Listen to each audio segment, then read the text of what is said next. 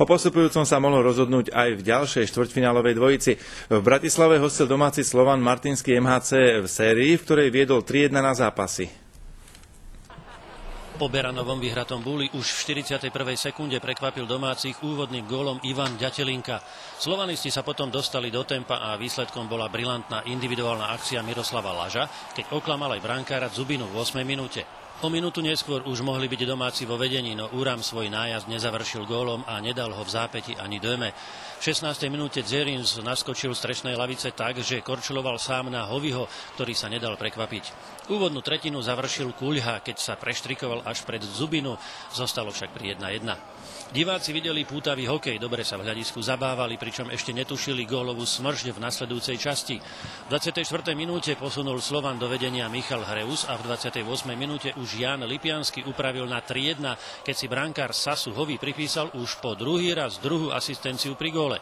Presne v polovici stretnutia síce Peter Klepáč v presilovke znížil na rozdiel jediného gólu, ale potom slovanisti súpera doslova roztrhali. Za 49 sekúnd mu nasúkali 3 góly, čo je unikát. Všetko začal Marek Uram pri Lažovej asistencii. Gólom zblízka pokračoval Juraj Gráčik a unikátne dielko dokonal tesne po buli Radovan Kropáč. Kto nevidel, môže ľutovať. Diváci v hľadisku bleskové vedenie 6-2 ocenili burácejúcim standing ovation. Tretinu uzavrel Martin Výborný na 7-2. Zubina uvoľnil v bráne miesto Lakosilovi a diváci kričali 10-10. Ich prianie začal naplňať v poslednej tretine Jan Lipiansky, ktorý zvýšil v 49.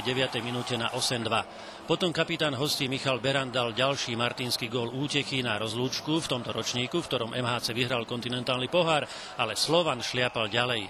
V 53. minúte zvýšil Martin Kuľha Rusnákovsky na 9-3 a čakalo sa na 10. gól. V 57. minúte po Štajnochovej strele ho mohol dať Martin Kuľha pokojne aj po ležiačky.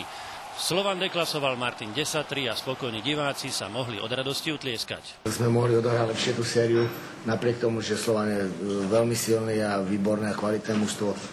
Takže okrem toho jedného zápasu v domácom prostredí, napriek tomu, že sme vyhrali a že sme boli spokojní, tak dneska určite spokojní nemôžeme byť, ale ja to preto shrniem a pogratulujem Slovanu k zaslúženému postupu. Do začiatku stretnutia sme boli trošku zaskočení vinou obdržaného gólu, kde brankár Hovisi ani nechytil puk a už ho mal za sebou. Trošku sme boli nervózni po tejto chvíli, ale bolo treba len upokojiť celý tým, aby začalo hrať svoju hru, čo sa to nakoniec aj podarilo.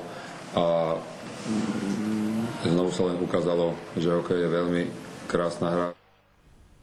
V poslednom zápase série dal Slovan toľko gólov Martinu ako v celej doterajšej sérii, takmer.